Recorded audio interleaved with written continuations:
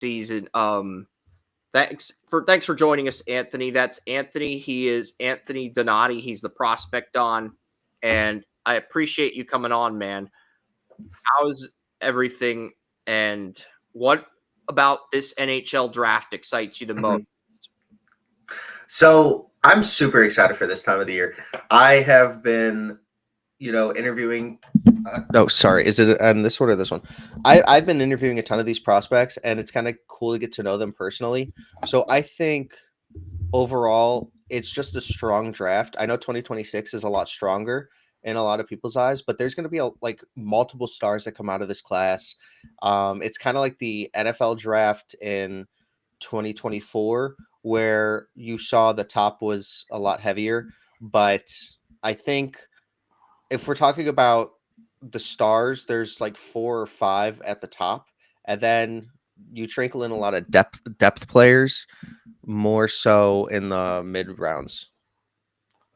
I actually think there's a lot of talent in the first round this year, because I know at this time last year, Joey, my co-host, and I, who's on my iPad, and me, we were saying that the 2025 draft is going to be stronger. Okay. It's going to be a stronger group than 2024. And I thought it would be forward heavy initially back in 2023, this draft, but then Schaefer emerged, and a lot of the defensemen that are first rounders this year have played on their team's top lines.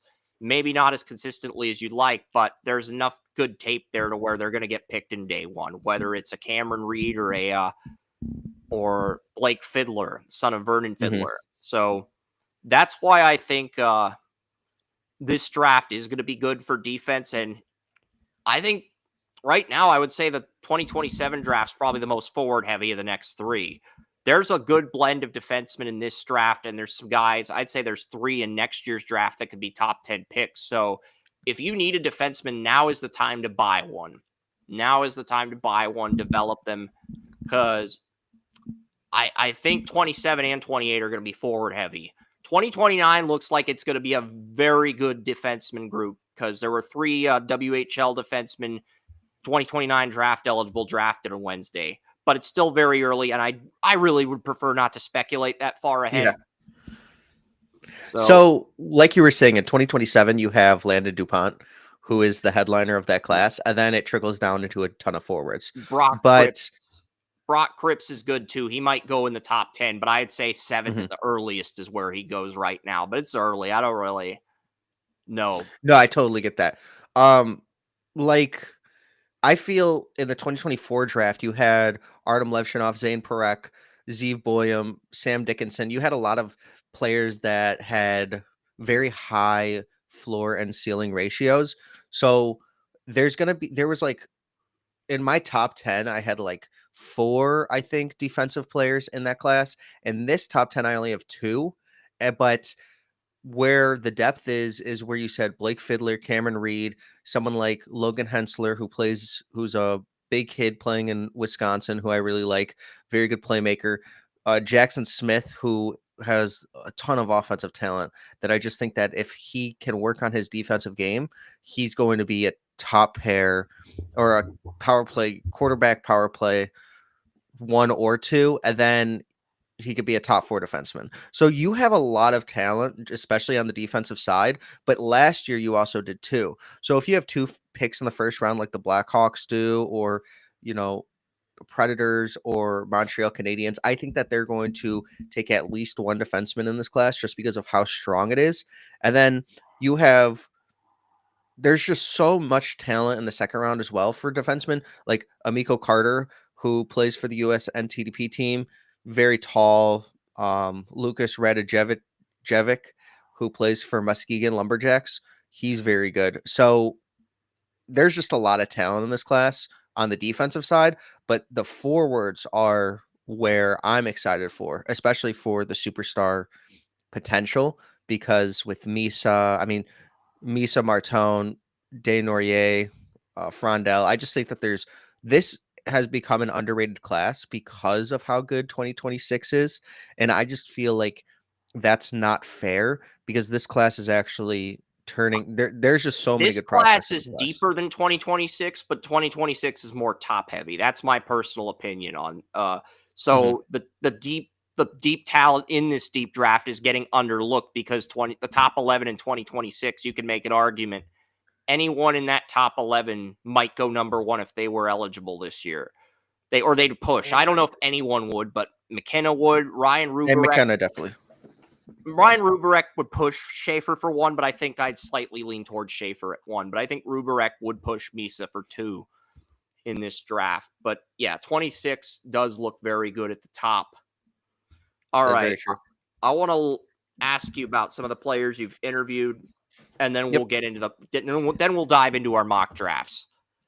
And I could screen share the mocks if you want me to, but I think I'm going to save that for next month because I do have the first 21 picks on the site, but I think I'm going to save the screen sharing the final 7-round mock draft for next month when the draft order's finalized and everything's but I do have the first 21 write-ups for that finished.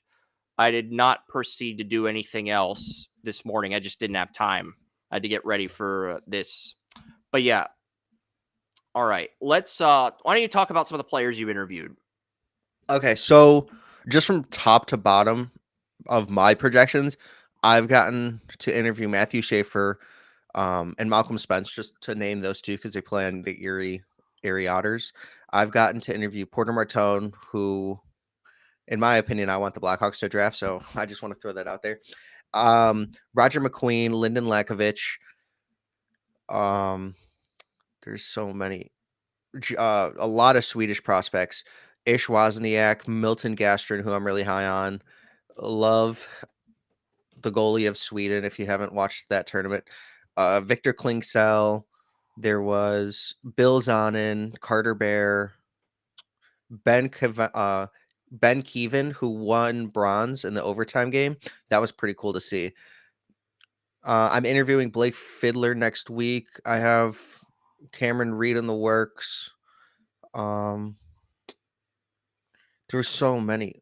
Who else is in this class? Yeah, we could start with those guys. I'm gonna pull up who I've interviewed. That was just off the top of my head, but being able to interview these guys has been Vaslav Nestrasil, who is really cool. Radim Murka, Braden Coots, Logan Hensler, Jackie Vankovich or Ivan Kovic. Matthew Schaefer told me it was Ivankovic, and now everyone's telling me it's Ivan Kovic, so I'm not really sure who to believe. Rombach, who's a 6'6" defenseman who's going to be playing at the University of Wisconsin or Minnesota next year. I really like him. So I think that he could be somebody in the second or third round that shocks people how good he is. And yeah, just guys like that in that range too. Yeah. So my favorite players' personalities in this class was like Vaslav Nestrasil. He was always making me laugh. We talked about Fortnite for a little bit. Lyndon Lakovich had the greatest story, just of the chirps that he was given, as well as I asked him something that his teammates know about him that fans might not know, and he said he has hairy legs. So I thought that was really interesting. Roger McQueen's cat's name is Potato. These are just the fun facts, but I think that the player comparisons is the biggest part of interviewing somebody. So Roger McQueen's player comparison is Ryan Getzlaff. You have Matthew Schaefer's is Cale Makar. Porter Martone is Matthew Tkachuk. Logan Hensler is Jacob Sanderson. Radim Murka is Maurice Sider. So I just think that it's important to like look at their comparisons of themselves to see who they think that they play like. But yeah. All right. On that note, Joey, would you like to do the honors for the NHL mock draft? We'll do the first 21 picks. We'll see how we feel, and if we feel like finishing off the first round after that, we will. But I did agree to let you moderate the mock draft, ask some questions between Anthony and myself in our mocks, and the New York Islanders are on the clock.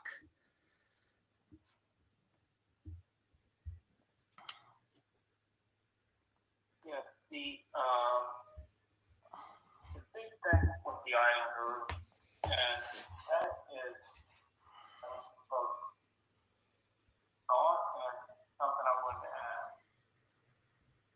because the Islanders used to have one of the best defenses at home.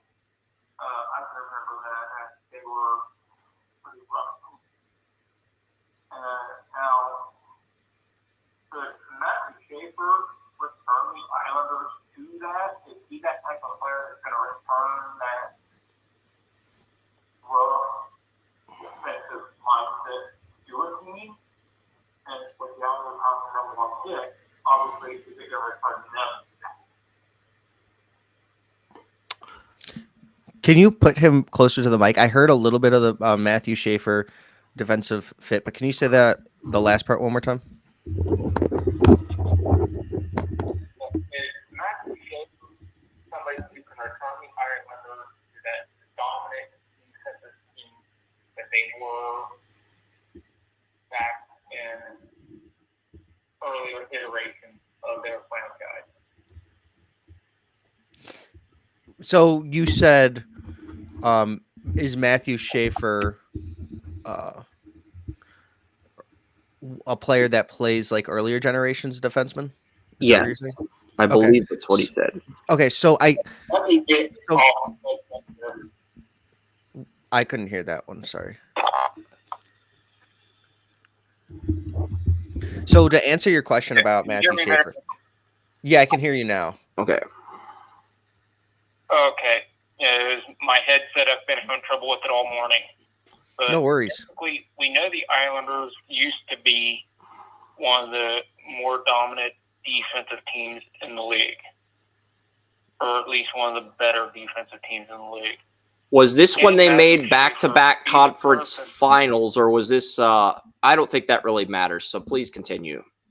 Is he somebody who can bring the team back defensively to that team that makes you fear them on the defensive front? I think that Matthew Schaefer is going to make teams fear him in a different way. So not physicality based, but he's so offensively skilled that I feel like he can actually put up 50, 60 points in a season. And with him and Noah Dobson, I think that they are going to be one of the best top pairs in the entire league. So Matthew Schaefer can quarterback a power play, either one or two. He's definitely going to quarterback the first power play, but his player comparison for himself is Cale Makar and a player like Quinn Hughes. So he knows that he has that offensive skill, but it's not like Kevin Korchinski where you have nothing on the defensive side. Matthew Schaefer is going to play that two-way game.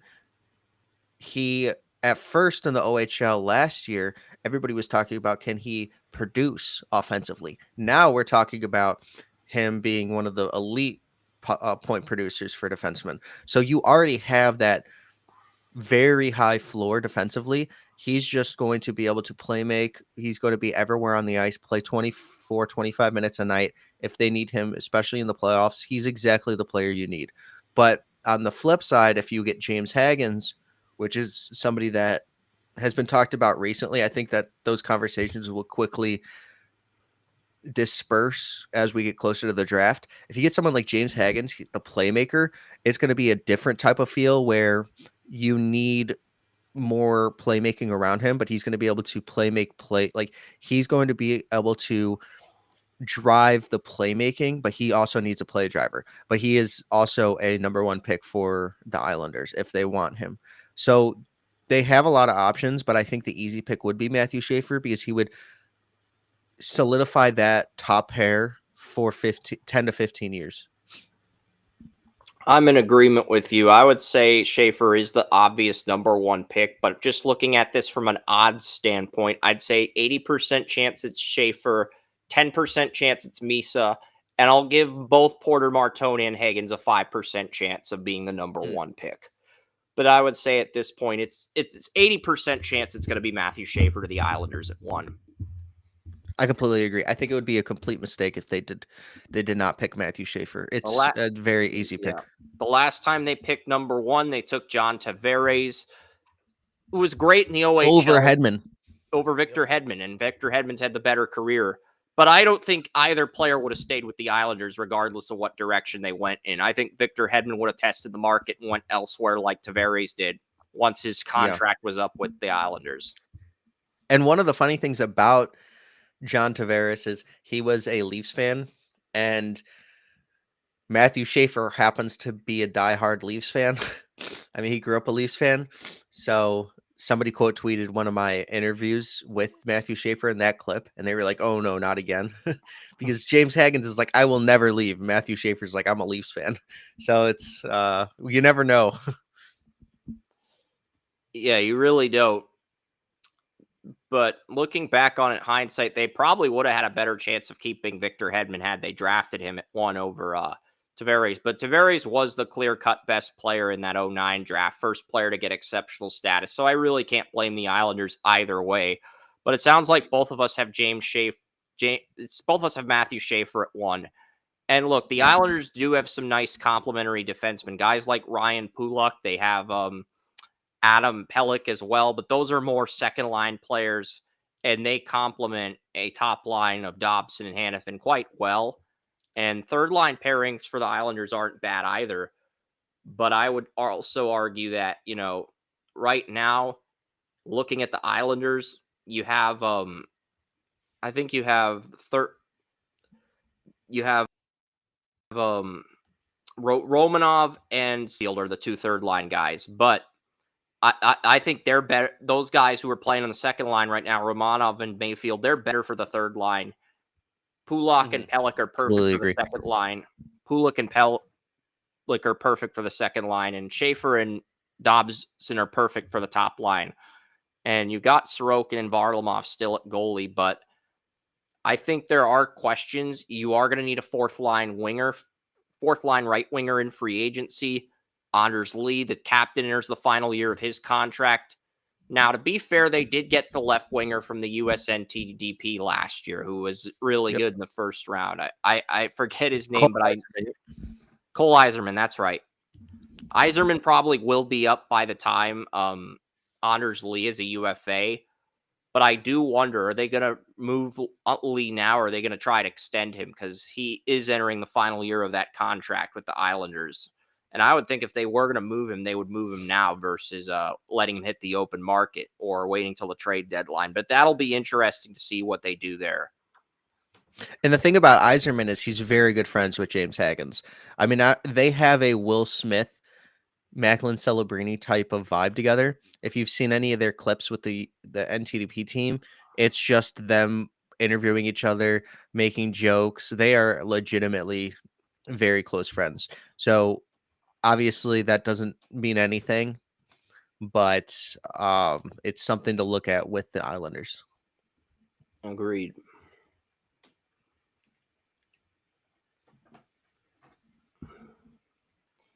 And number 2, San Jose. I think we both have Misa going here. Although, before Joey asks us about number 2, I do want to make a case for Porter Martone at 2 here, because Macklin Celebrini and Porter Martone are playing on the same line in a world tournament for Canada. So if Macklin Celebrini pounds the table for Martone the way Shaq went to bat for Anthony Hardaway in the 90s, Mike Greer's going to have a tough situation on his hands. Does he take the best guy on his board at 2 in Misa, who he mentioned twice in this press conference after getting the number 2 pick, or does he take a guy that Celebrini's raving about? And that makes things very difficult, because you don't want to upset Macklin, but at the same time, the chemistry, you have to look at that. You have to look at other variables with the tape.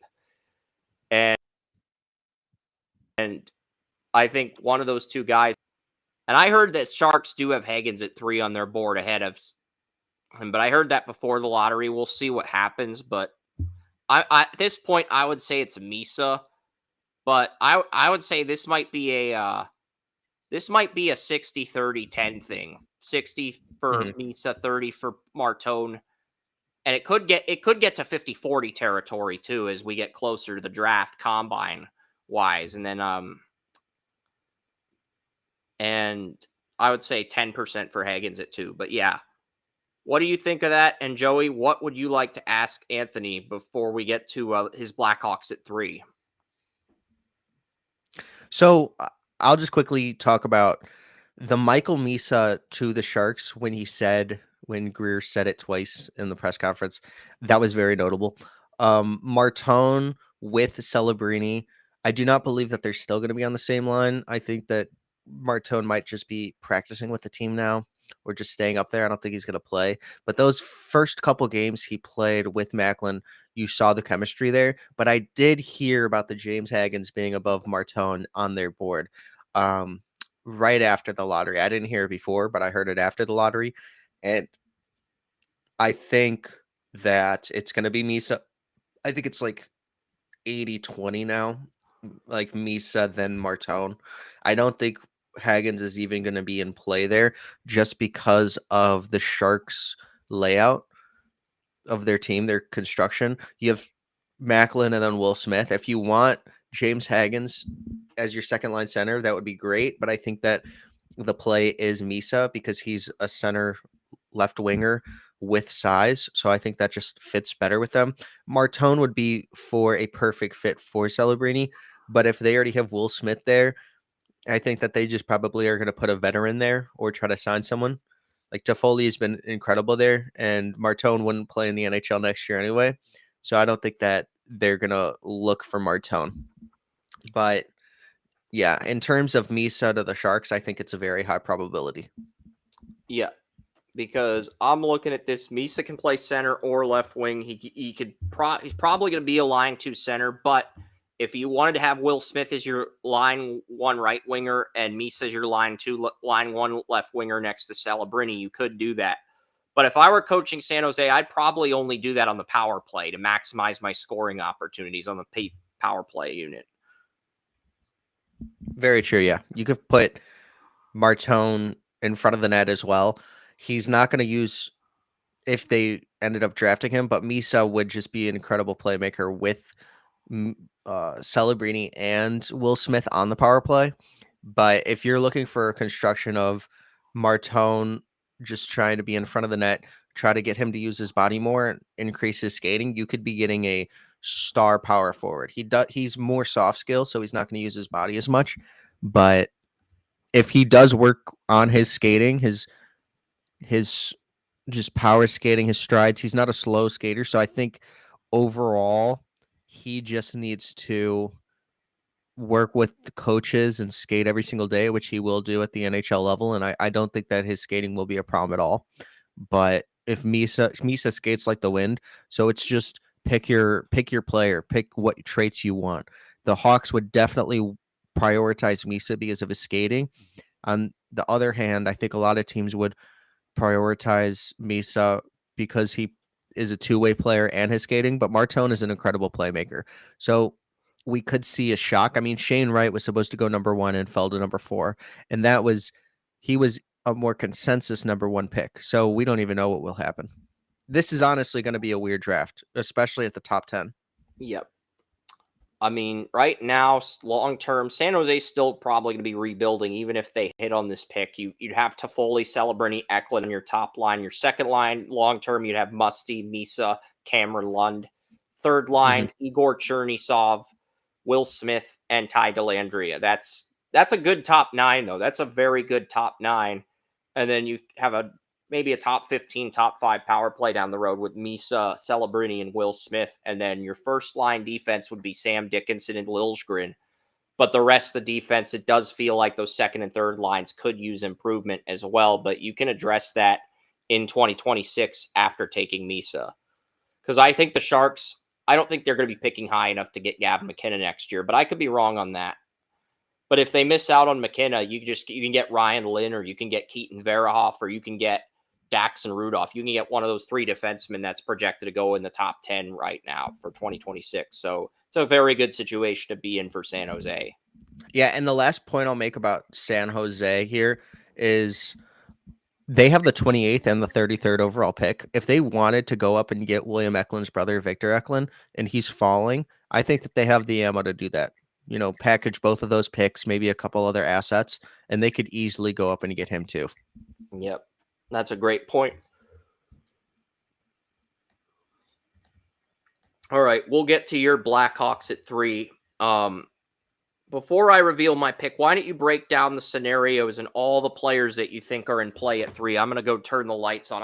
I'll be back. The lights are off. I think I'm gonna turn them on to improve the brightness on my show. Okay. So I think Michael Misa would be the pick that every Blackhawks fan would want. I think Kyle Davidson would try to trade a lot of assets to get him. In terms of Porter Martone, I think that there's probably a 40% chance the Blackhawks actually take Porter Martone. I think Caleb Desnoyers as well as Anton Frondel are probably higher in the percentages now. I think Desnoyers is probably the best top 3 defensive player in the entire draft as a forward. He just plays that two-way game as well as he has a ton of upside that's untapped. He plays in the queue, which kind of hurts his stock, but he's still top 5, top 6. So that just kind of shows what kind of player he is. But Anton Frondel is there's been smoke there for 4 or 5 months there. I mean, even when the Blackhawks could have had the number 1 pick, it was potentially talking about Anton Frondel, not as the number 1 pick or the number 2 pick, but I think there's a huge chance that Anton Frondel will be a Blackhawk by the time, free agency hits. So I think that if I'm a betting man, I wouldn't take Porter Martone for the Blackhawks pick, but he would be my pick for sure, just to pair him up with Bedard. Yeah, so you're going Frondel at 3. I'm going to go with Martone. And I did hear some things about Frondel, the Blackhawks, but I've also heard Martone. And I just wanted to kind of get a feel for things and see how things are going to play out. But I'm gonna stick with Martone here for now. Yeah. That could change as we get closer to the draft, like you said. But for me, if you get the right player and you get the right head coach, I think the Blackhawks, I don't expect them to return to the playoffs until 26, 27. But if you get the right player at 3 and you get the right head coach and that player's on the top line with Bedard, I think there's an outside chance. Like your playoff odds go from maybe 5% to 25% at that point. Still a long shot, but it's looking a lot more realistic because I think the rest of the pieces are there. I think the goaltending is going to be better next year with Spencer Knight and Comesso as the backup. I think the defense is going to be better on the blue line next year.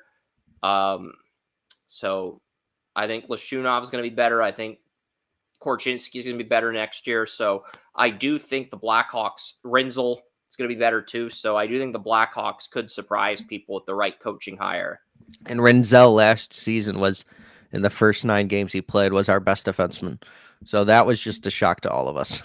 He should not have been as like 6'5" with very raw coming out of college. He looked like a superstar. 5 points in 9 games, but he could have scored 4 or 5 goals. It was just, he was playing incredible. Same with Frank Nazar. He had some stretches where he was better than Bedard. So I feel that if you get Anton Frondel, it kind of doesn't make a lot of sense. So I'm putting him here just because of all the smoke, and I'm trying to jinx myself to try to get Martone because I think Martone is just the easy pick. Like if I was GM, I would just have Martone on my board as number 1 if Misa's not there. I don't think it would kind of even be much of a debate. Caleb Desnoyers also, if you want to put him on Bedard's line because he's so good defensively and it'll help his plus minus, go ahead and do that. But he's not going to be there for 2 or 3 years. He's playing in the queue. So that's just a huge project play. So I think Martone would be a great pick, but since I'm hearing a bunch of stuff on Frondel, I'm going to pick Frondel there. Okay. Utah Hockey Club at 4. Utah Mammoth. Mammoth. I did change it to Utah Mammoth ahead of the logo unveiling because I just didn't like the name Utah Hockey Club. So but then I found out it was the mock-up logo. It wasn't the logo with the blue eyes. So we put the right logo up, but Utah's not going to tell us what they're doing, but I've heard they're looking at Higgins, they're looking at Frondel, they're looking at McQueen, Roger McQueen, and everyone in the top 3. That could be true. That could be a smokescreen, and they end up going Desnoyers at 4 as well. I went with James Higgins. I think assuming Martone goes third, if it's down to Higgins, Frondell, and McQueen, I think Higgins would be their first choice of those three. But in your situation with Martone dropping to 4, would they consider Martone here? Because this is a very good situation for the Utah Mammoth to be in. And right now, Andre Torigny, the head coach, is the third longest. I think he's the fourth longest tenured head coach in the league, behind only John Cooper of the Lightning, Bednar of the Avalanche, and Brind'Amour of the Hurricanes, which is nuts. Because if you told us Andre Torigny would be the fourth longest tenured head coach in the NHL 5 years ago, people, you would have been laughed out of Arizona. You would have been laughed out of the state of Arizona. And I mean that quite figuratively and literally at the same time. So when I look at Utah's roster, I think of Logan Cooley, Dylan Guenther. They have Keller. I think that it's very forward heavy, but it's based on what do you think Logan Cooley is? Because is he a top line or he's definitely a top 6 center. So that makes me think it's not going to be James Haggins, and they're just going to try to go for upside here and then take Martone. I actually think if Frondell was still on the board, they would definitely take Frondell here. I know that they've been very interested in him for a very long time and did not think that they were going to be at 4. So Frondell would make a lot of sense there because they need a player like that. It would be more of like a Leo Carlson with a really nice snapshot and a wrist shot. So I'm going to go with Porter Martone because Porter Martone can play on the top line or the second line, and I think he would just be fantastic with either Logan Cooley or just Keller, Dylan Guenther, kind of just any of those players. Yep. That's a good point. I have Frondell at 5. I heard Nashville loves the top 2 players from Sweden, both Frondell and Eklund. And historically speaking, they have gone with players from Sweden. I mean, they traded for Philippe Forsberg, even though the Capitals drafted him in 2012. They traded for his rights. And, you know, Anton Frondell makes a lot of sense for Nashville if he makes it to 5. And historically speaking, the Predators have gone for European players in the first round over Americans, whether it's guys from Finland, whether it's guys from Sweden, whether it's guys from Russia. Historically speaking, that's what they've done. I agree with you. Go ahead. So I think Frondell, he's an ideal fit here. I mean, I'm not as high on Frondell as the consensus. Now, he did improve. He has the highest point per game among players. If you take Frondell's tape from the Djurgård's under 18, Djurgård's under 20, and Djurgård's in the SHL, if you take all that tape and combine it into a sample size, he does have the highest point per game average. I actually didn't know that. Wow, that's really interesting. That being said, I'm looking at. I think right now I would say there's an 80% chance. I'd say there's a 95% chance success rate on the 4th line for Frondell, 80% on the 3rd line, 55% on the 2nd line, and 30% on the 1st line, if I were just basing things on film, because I do think he's versatile enough to play any of the 3 forward spots.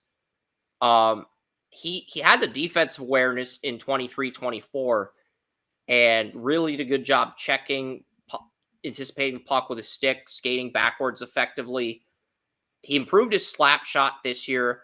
His wrist shot's still the biggest weakness in his game. Really? And even though his passing is more consistent this year, it's still, because last year his passing was not great. It's gotten better, but there's still spurts of inconsistency at times. And he does need another year in Sweden, but I do think he could replace Colton Sissons in 2026 if Nashville took Frondell at 5. I'm guessing you're going to go with Eklund at 5, but unless you got another player in mind. I was actually going to take James Haggins because he's falling so far, and I think it would be really good to just pick best player available for the Predators. But to go back to the Frondell point, he's heralded right now as a top 3 shooter in this entire class, just based on his sniping ability and his toe drag release. So it's kind of interesting that so many people don't want Frondell, but every single NHL team in the top 5 wants Frondell. Not every single. I mean, there's every team within the 3 to 5 or 3 to 6. There's so many people that love Frondell in NHL buildings, and it's his transition play numbers. They are terrible. Like one of the worst we've seen from a draft eligible in a long time. But the thing is, he's playing in the SHL, which is a larger ice. So put him in the North American ice, and it's a lot closer. The boards are closer. Everything's closer to the goal. So if you kind of take into account that it's not as big of a rink in North America, you can easily kind of project him to be a better transition player in North America. So is there untapped potential? Every single Swedish prospect I've talked to has talked about how good Anton Frandell is.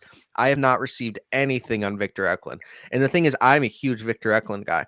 So it's just really strange why everyone sees Anton Frandell as being the hardest player they've ever played against. It's the goalies in Sweden. It's the players, the forwards. They just say he's relentless.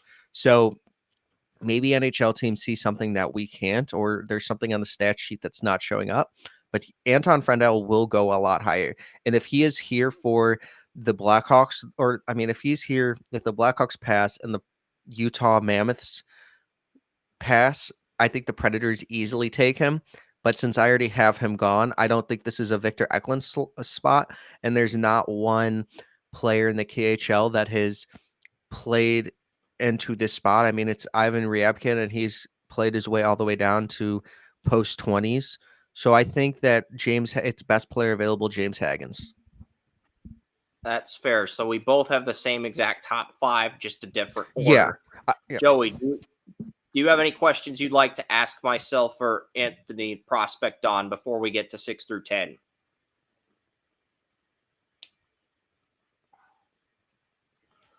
Okay. Yeah, I do. Right. The big thing I'm looking at here is we have 2 of the top non-American players, non-North American players, Frondell and Eklund, are from Sweden. Yep. Where do you guys see them going and why? I think Frondell, his ceiling of where he could go is 3, and I don't think he gets past 6.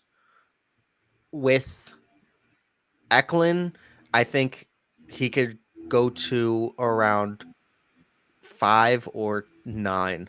I think that Eklund could fall to 9, but I think it would be a tremendous pick just because I don't think that he's a top 4 player in this class, but after 5, there's so many opportunities you could go. And my dog just came into the chat, but Eklund is a player that if the Sharks were at 4, I think that he could have totally been the Sharks pick just to pair him up with his brother. And I know that's like a lazy scouting, but I just think that that's easier. Like with Desnoyers, his brother plays in the AHL for the Flyers. So I've been putting that in there too because they already have familiarity with the family. I just think that's very important. Yeah, we both have Caleb Denoir at 6. But before I get to that, I want to answer Joey's question as well. My floor for Eklund is 5. If Frondell is gone, I think Nashville gives Eklund at 5 serious consideration. I think the lowest he would fall to is 10. Mm-hmm. I heard the Anaheim Ducks love Eklund. And the Bruins, they're considering 2 players at 7, but we'll get to that after we break down the next pick, the Flyers. Because we both have the same player, Caleb Desnoyers. Desnoyers. I'm going to keep getting the name wrong. I know it's Desnoyers. His older brother was drafted by the Flyers. But I think he's the one player in this class who could push Sean Couturier, their captain, for those first line minutes. I don't know if he would make the NHL right out of the gate this year, but I have a higher grade on Caleb Desnoyers entering this draft than I did Sean Couturier in 2011. And Couturier was around the same draft range as Caleb in this draft. So I do think that's interesting. And, the Flyers, they need They need to get younger at center. As much as I love Sean Couturier, he's turning 33 in December. It's going to be a center, whether it's Dane Noir, Jake O'Brien, Roger McQueen, or Brady Martin. I'll throw him in this conversation just for the heck of it. But I think Caleb's going to be the pick. He won the Paul Dumont Trophy, which goes to the player with the best personality in the QMJHL.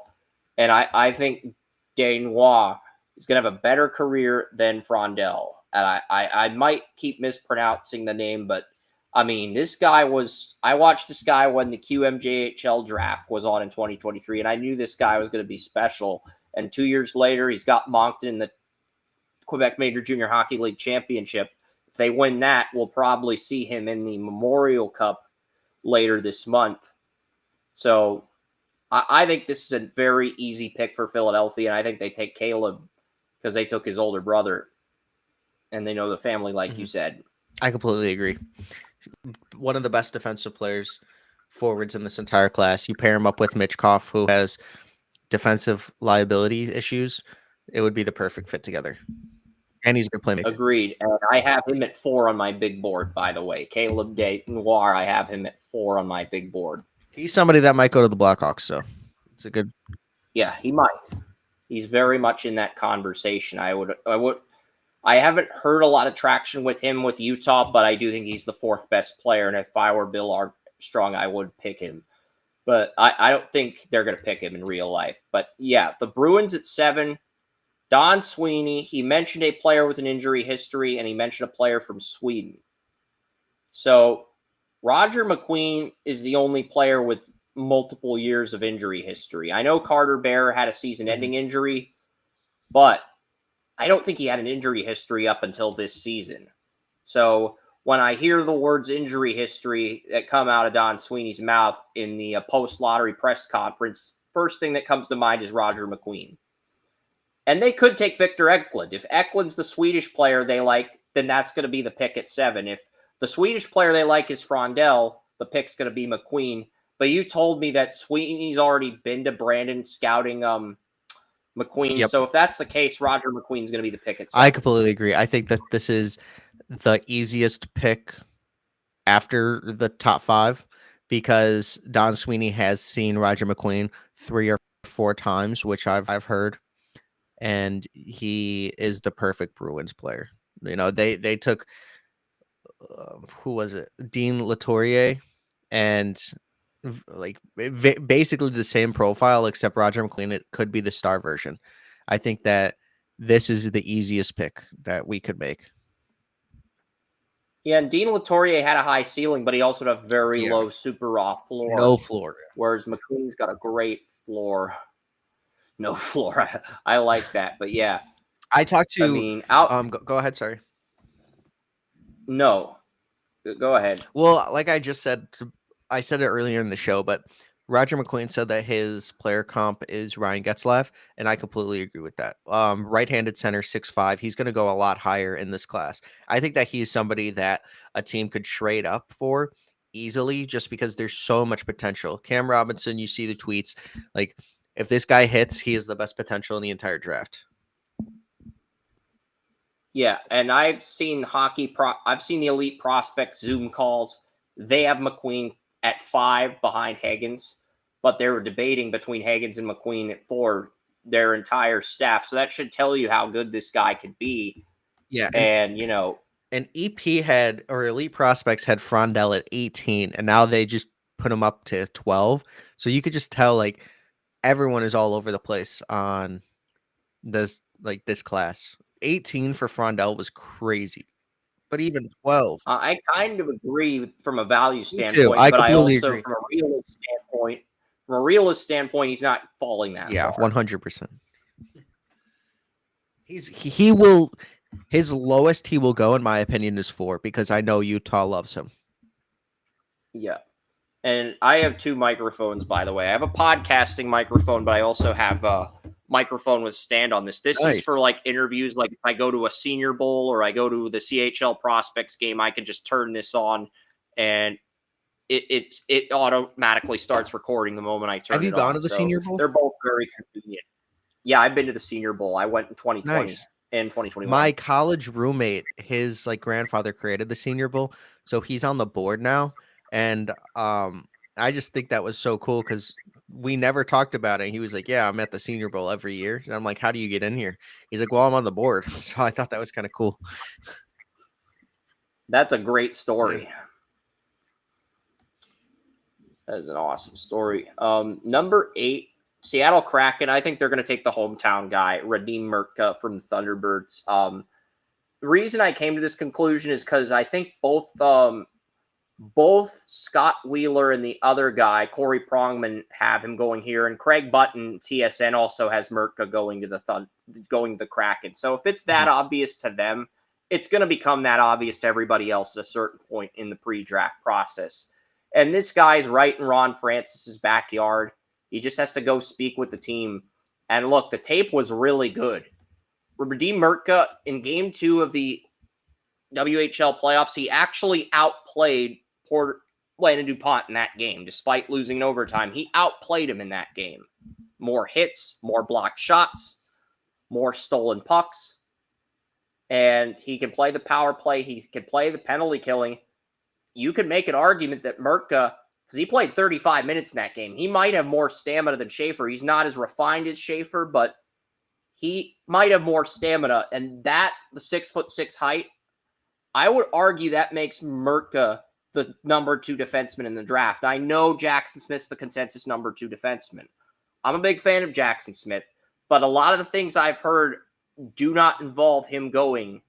I think Smith's the guy who's most likely to fall in the draft of the consensus top 10 guys, because a lot of the things I've heard among teams in the top 16, none of them have mentioned Jackson Smith, but if he falls to somebody like Montreal, they can't pass on him at that point from the value standpoint. So I'm going to go Radim Mertka at 8.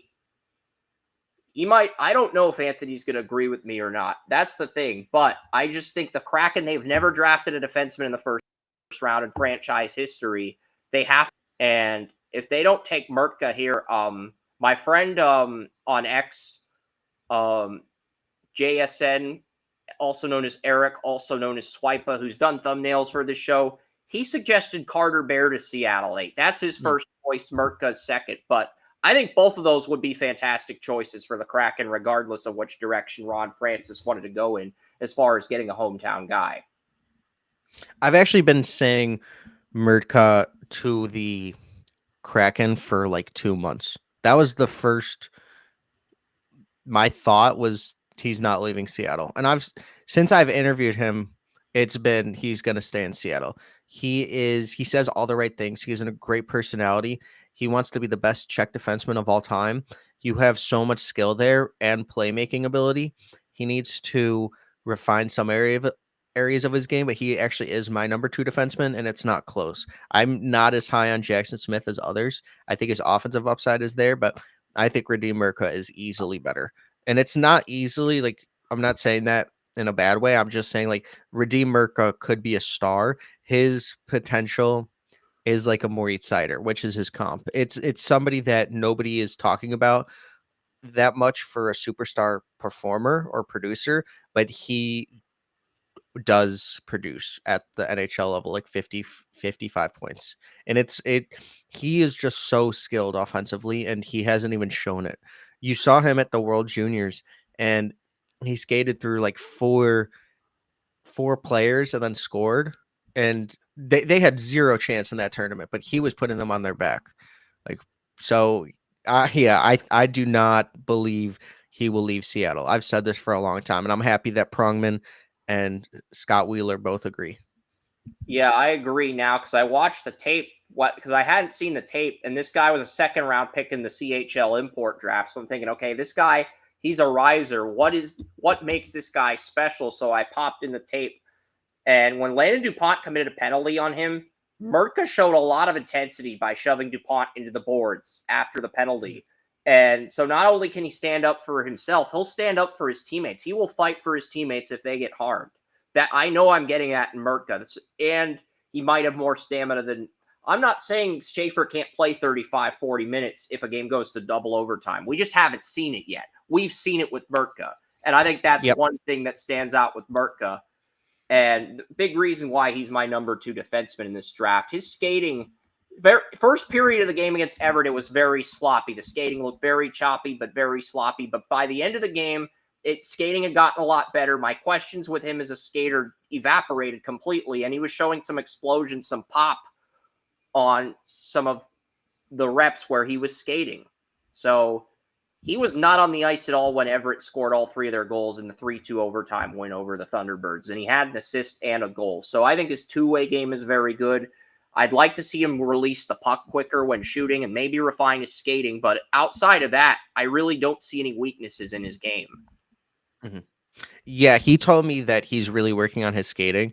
That's one thing that he's putting a ton of effort in his off-season training, because he knows at the higher level you need to improve your skating. So he actually knows what he needs to do, and I actually love that. I love players with high IQ that are attacking their weaknesses. Yep. Buffalo at 9 might be the first pick we disagree on. I think you have Eklund going here. I went with Jake O'Brien because Lindy Ruff moved Tage Thompson back from center to right winger, where he played prior to the 2016 NHL draft. He moved him back to his natural position. So my thought process is we're going to give Buffalo a first line center because they had what is his name?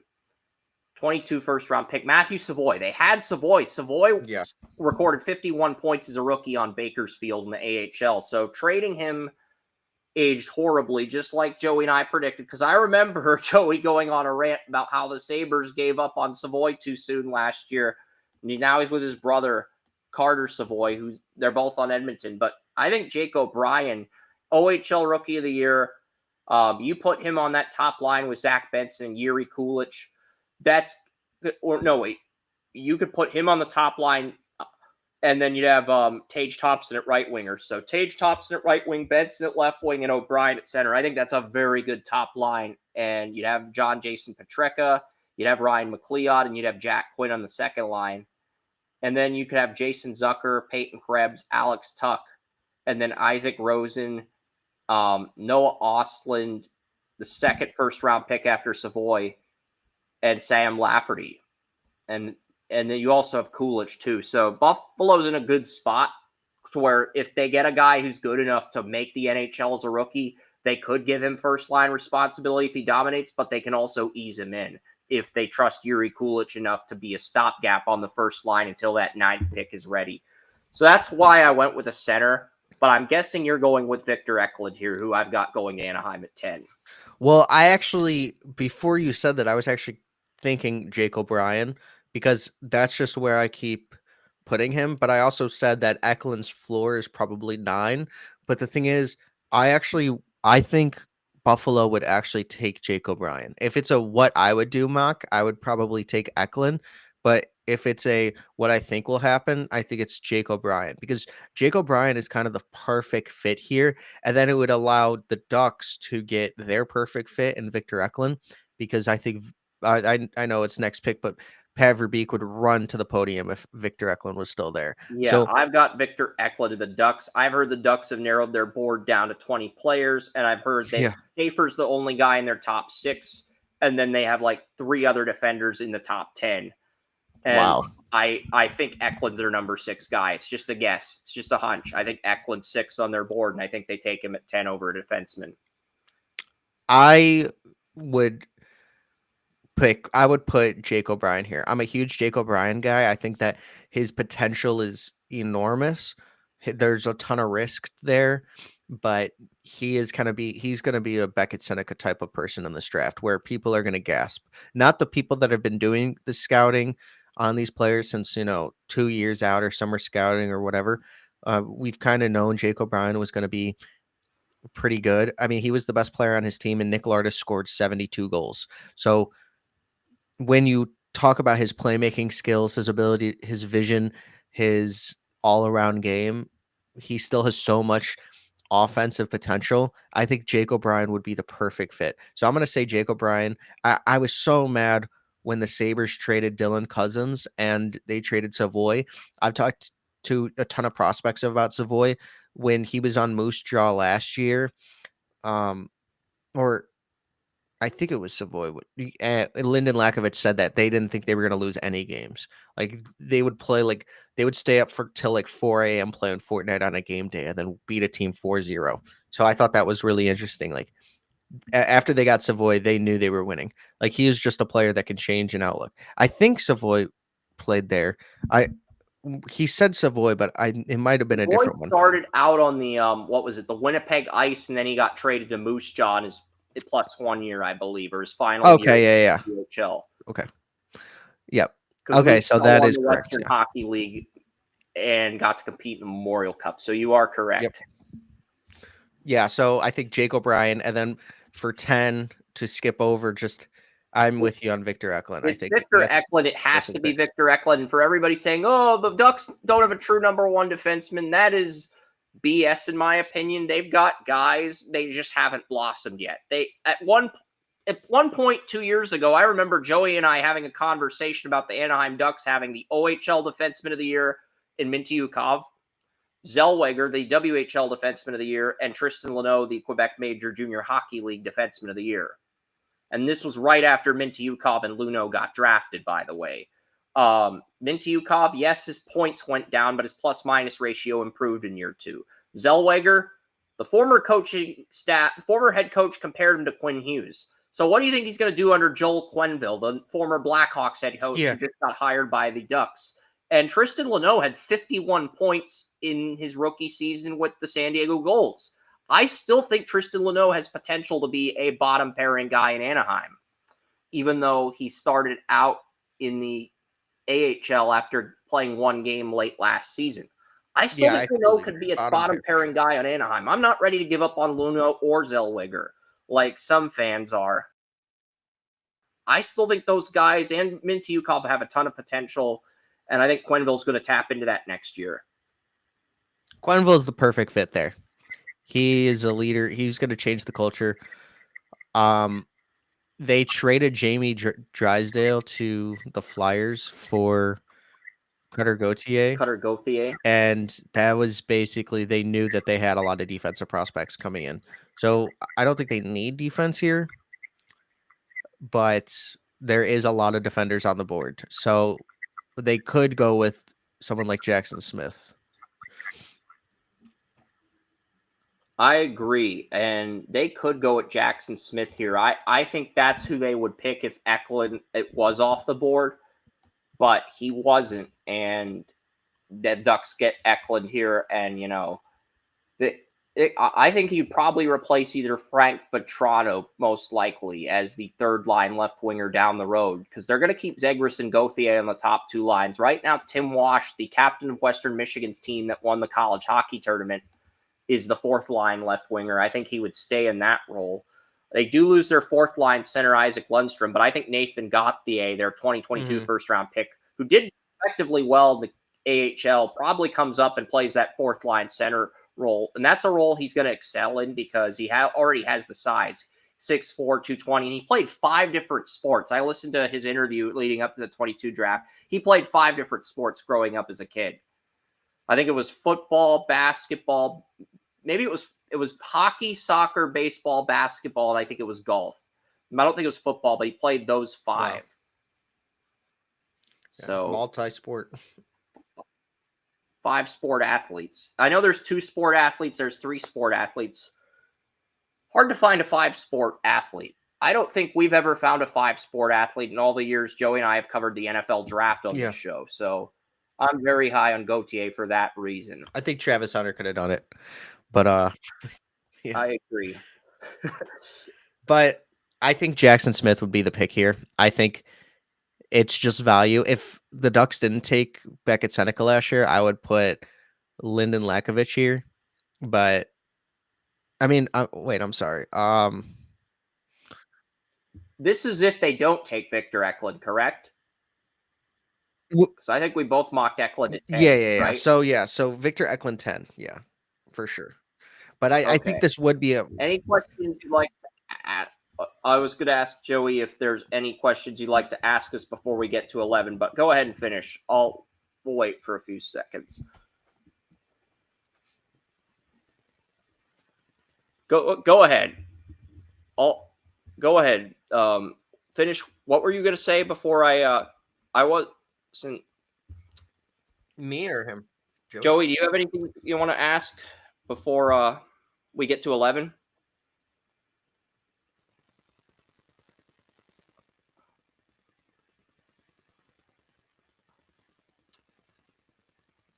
All right, we'll get to 11. So I'm guessing you've got Jackson Smith to Pittsburgh at 11 because the value is just very good at this. Sorry, I accidentally muted you guys. Utah and New York moved up higher than any other teams in the draft. How do you think that affects the other teams that maybe didn't have the records, and how that affects the draft as a whole? I think Nashville lucks out because they can still get James Haggins, Victor Eklund, Frondell. I think the Flyers are still in a good spot. They obviously are not going to be able to get, like, they still could get a Martone, Haggins, Frondell. This is one of those weird classes where I think 7 and 8 are happy too with Roger McQueen with the Bruins. They have liked him for a long time. Same with Seattle with Mirka. I think that the team that kind of gets hurt is Anaheim because they are at 10 now and not 8. But I think they're still going to get a good player. I mean, they walked into Victor Eklund here. I think that if they were at 8, Eklund would easily be the pick. So they just have to hope Eklund falls. I think Pittsburgh is fine. They can still get. Yeah, I think the Jackson teams Smith, like a Lyndon Detroit, the Lakovic. Rangers, Detroit, maybe Columbus, those are the teams that are affected the most by this. But I still think those teams can get good players depending on what they do in the draft. I think the Rangers were always going to give up their pick because it's conditional until like 24 hours before the draft or something. So I think the Rangers were always going to give that a pickup. So I don't think it really matters. So I think Pittsburgh could have 11 and 12, I believe, or maybe I think it's 11 and 12. And then Detroit, yes, they're hurt, but they can still get a Carter Bear or a Lyndon Lakovic or even a Jackson Smith, but they don't really need defense. So it's just one of those weird drafts where there's going to be a lot of movement in the first round, but I think the only team that it really hurt was Anaheim with Victor Eklund. And same with Buffalo. It's set, like, they should have been a lot higher, but they always go on their yearly winning streak right before the end of the season. That only hurts them. So, yeah, I think that they had 12 points in their last 10 games. And if, like, say they didn't win any of those, they would have had 67. They would have been 4th. So they would have had the 5th overall pick. Like, it's just like they always win a ton of games at the end of the season. Yeah, I agree. And Pittsburgh has number 11. I believe you went with Jackson Smith, Tri-City defenseman here. This is the first pick since 5 where Don and I disagree on the pick, but I'm going to take Carter Bear. I have Carter Bear to Pittsburgh at 11. I think they look past the medicals. They say, who can we get that has a Jake Gensel caliber skill set? Mm-hmm. And they roll the dice on Carter Bear. They already have Pickering. They have some defensemen from the 2024 NHL draft I really liked, including the guy they took from Kamloops last year in the second round. So they also have some other guys in college. But here's the thing. I remember watching a clip of Carter Bear in the summer of 2023 where he's skating on the ice. I think I heard the words F yeah, but it's like when you interview him, he's very humble. I've seen 2 interviews of him. I've seen your interview. I've saw the interview Ron did for Steel Flyers on Carter Bear. So those are the 2 main YouTube channels I've been going to for interviews, but I've also seen interviews of players on ESPN. I've seen interviews when OHL or the WHL is the game of the week, and TSN interviews as well. So if you count all those, there's 4 interviews for Schaefer. There's 3 for Misa. There's 2 for Martone. 3 when I get to watch your interview with Martone. So I've got 2 interviews of Matt Carter Bear, and I just think the medicals, if he drops, it's going to be because of the medicals and because a team is scared of his intensity. And I don't think there are red flags. I think there are 0 red flags in terms of his attitude. Even if he did run onto the ice and scream F yeah once, I love that fire. I love that compete level. I love that energy. I love that passion. So I'm really not upset if he did that. In fact, I'd encourage it as long as he doesn't get out of line. And if you got somebody like Crosby who can tame that, I think Carter Bear's just going to be a superstar if he goes to Pittsburgh. He's the type of guy that can keep Crosby playing into his mid-40s like Yager. That's the type of player I believe Bear will ultimately become if he goes to Pittsburgh. Carter Bear has incredible personality. Like, I do not think that there's any red flags there. He is awesome to talk to. His player comparison for himself was Brandon Hagel, which any team needs. He's a playoff player. Like, talking to Carter Bear, he was awesome. Very humble. Like, his dogs were howling in the background and he was just cracking up. Like, when he talked about his injury, I made him laugh a little bit. Then he talked about it. Like, me and him really vibed well together. And I think he's only going to vibe well with other GMs and other people that are interviewing him for teams. He is somebody that could have been in the top 8 without a lacerated Achilles. So he's going to go in one of the next few picks for me. Like, he's just too good to stay on the board. I agree with you because if you just look at what he does on the ice, he has fire in spades. He might be a fiery guy, locker room personality on the ice, but off the ice, he's humble as heck. So it's like, that's the perfect combination. You want somebody that has that rock star confidence on the ice where they're all fiery when they're on the ice, but they're very humble off the ice, very relaxed. And that's what Bear brings to an organization. So I think that's perfect. I'm all for it. And I basically told Joey a few months ago, this guy, he's going to be Baker Mayfield with skates, except with a hockey stick instead of a football. That's what you're getting with Carter Bear. That's the final product. And that I want that. If I'm drafting in the top 15, I want that. So, well, it's like a mature Baker Mayfield, like him 3 years out of college. I'm talking Tampa Mayfield, not Cleveland Mayfield. Yeah, 100%. Okay, yeah, 100%. That's a really good comp, honestly. But yeah, that's basically what I see with him. Rangers, one player. This is hard because you're just projecting at this point, but I gave Keshawn Aitchison. They traded their captain, Jacob Trouba, away. They traded their right winger, Capo Caco. I think they traded Lindgren to the Avalanche, a defenseman they had. So I went best defender on the board, and I went Keshawn Aitchison. Aitchison was ahead of Jackson Smith on my board at the beginning of the year. Rangers do tend to go for either USHL or OHL guys, historically speaking. And I think they're going to go for Aitchison, Barry Colt's defenseman, top line guy, played with Emil Hemming. And he also, I think Tristan Luneau got traded to Barry too, former Flint Firebirds defenseman who was drafted by Dallas. I think he got traded to Barry this year too. So, I mean, Aitchison, he's got to learn under Luneau, or maybe not Tristan Luneau. I'm thinking of Tristan Bertucci. Yeah, Bertucci. He was the guy I'm thinking of. But yeah, Aitchison, I just feel like he's more of a fit for the Rangers, but they could go Jackson Smith here too. But I think it's going to be a defenseman if one of those two is on the board at 12. I would go with Lyndon Lakovich here, just based on pure best player available. I think that he just has the best upside for the Rangers, and he's somebody that the Rangers don't have at this point. My other pick would also be Logan Hensler, just because they always need defensive players. And Logan Hensler, right-handed defenseman, he was projected, top 8, maybe even top 5 on some. Yeah, I had him earlier in the season. I think I had him the Capitals at 5 in my early NHL mock, and I had Carter Bear at 13 to the Winnipeg Jets. Those teams are going to have to give up 3 first-round picks if they want to entertain the idea of either of those scenarios happening. 3 minimum. 5, but you might have to give up 5. You're right. You might have to give up 5, but yeah. You can get Logan Hensler now pretty like 60 cents on the dollar.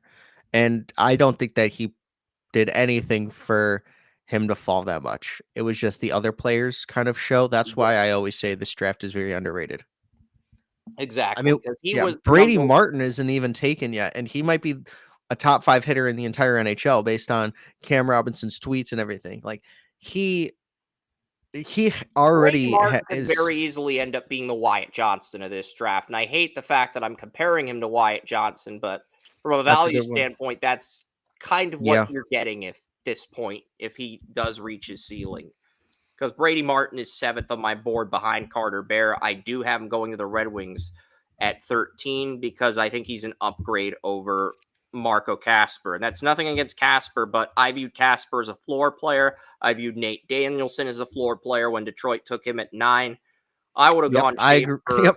I would have gone Matthew Savoy in 2022 if I were Yzerman. Looking at it hindsight, Savoy's 51 points in the AHL is greater than the 37 that Casper produced on the second line. But the thing is, if Casper's not a 40-point player next year, you have to have a serious conversation about, do we have to take another center to get that second line center that complements Larkin? And I think Martin complements Larkin perfectly on the second line. And then you can move Casper down to the third line. And you could have Danielson on the fourth. But yeah, just because that's the thing. If Casper does not become a 50-point player as a second line center next year, you're going to have to upgrade over him. And I do think long-term Brady Martin is an upgrade over Casper.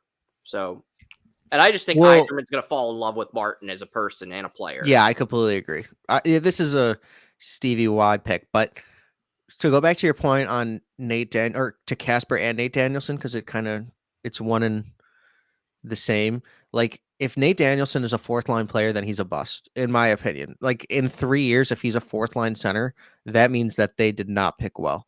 Nate Danielson was one of Bedard's best friends. He was supposed to have a lot of high upside. Like I said, like you said, floor player, but his floor was supposed to be at least like high end third line center, not a fourth line center at any rate. I mean, that's just not even his game. So I've heard from a lot of Red Wings fans that they're really high on Casper. What the Red Wings actually need is a real top line center. Dylan Larkin is their second line, Casper's their third, and then try to play and then I guess Nate Danielson would be a fourth line center, but again, No, like because that's I'm not somebody you taking the pick. JT Compher contract and the JT Compher and Yeah, that was Andrew Kopp. I huge think contract. Kopp's a 2027 free agent, and Compher I think is 2028 or 2029. So that's really what I'm taking into account. I'm looking Yeah. at this short term and long term because I do believe Kopp's replacement will be Brady Martin, but I also think if Casper stays at 37 points or regresses, he's going to jump Casper. Like the writing's on the wall. I agree with that for sure. And getting a player like Brady Martin that can do it all with playing that heavy game pound for pound. I mean, with his physicality, I think it would be kind of a perfect fit for the third or second line. I don't think he's a first line player, but he can also become a first line player. He did play on the first line. He has potential to develop into a first line player, but he didn't play on the first line for the majority of the games this year. Owen Aller did, but he's going to get more first line reps in the OHL with him and Carson Andrew, 2026 center, splitting those first line reps. Last time he was on the first line was March 7th. He played on the second or third line every other game after March 7th. That's interesting, actually. But I do think, he's a guy who I believe will be the future second line center if Casper does not improve. I think we both have Brady Martin. Number 14 is a surprise pick. I heard Columbus, they think there's a player from Sweden that they believe is in the same class and the same ballpark as Anton Frondell and Victor Edlund. And spoiler alert, it's the guy you're high on, Milton Gastrin. So Milton Gastrin, I know he's been mocked in the late 20s. I don't think he lasts that long. I think Columbus picks him at 14, and he's the Boone Jenner replacement next season. I've seen Milton Gastrin from 14 to 32, which is kind of interesting. So I don't think Milton Gastrin's going past pick 25. There's just a floor there. I know they won silver, and he's just a do-it-all player. He didn't really have the best tournament point production wise, but he's a leader. People listen to him. He's really awesome. During my interview that I haven't posted yet, like we got really in depth and deep on the NHL draft process. Like I'm not sure if he opens up with other interviewers or any. I honestly have no idea, but he really opened up with me. Like he's somebody that I think will open up with an NHL team, and then you just want to pick him higher because he spoke with so much truth. Like he's already a talent. He has great leadership. People seem to love him. Every Swedish prospect has talked about Milton Gastrin and how great he is. Like he is somebody that I could definitely see as a very high riser, and he should be somebody that a lot of scouts are talking about. Like I'm talking about Twitter scouts or people that are posting online, not actual scouts, but we're just not talking about Milton Gastrin at all. And it's just a disservice to him because he's a very good player. Yeah, Milton Gastrin, I think, is the only player in my top 21 that's not a first line player or goalie. But from a trait standpoint, he checks off all the boxes. From just a trait standpoint alone, if we look past the line he plays on in Sweden, he checks every box from a trait standpoint. It's not just that, it's the leadership too. Mhm. I don't remember a player from Sweden who was the team captain on the Sweden under 16 team, 22-23, under 17 team the following year, and then the under 18 team in his age group for 3 years in a row. That type of consistency is just rare to find in hockey drafts. So that's why I think he's going to get drafted a lot higher than the consensus, and we seem to be in agreement on that. So for 14, I'm actually going to go with Carter Bear here. But I really like that Milton Gastrin pick. He's somebody that, like you said, is going to get picked a lot higher than consensus. I think it's going to surprise people, but it honestly should not surprise anybody. Like he could have a high rise during this draft process and go a lot higher than even we think. Like he could be a top 10 pick, but I don't think he has the talent. But just based on personality and leadership, like 14 is not that far away from top 10, but there's just so many good players in this class. Yeah.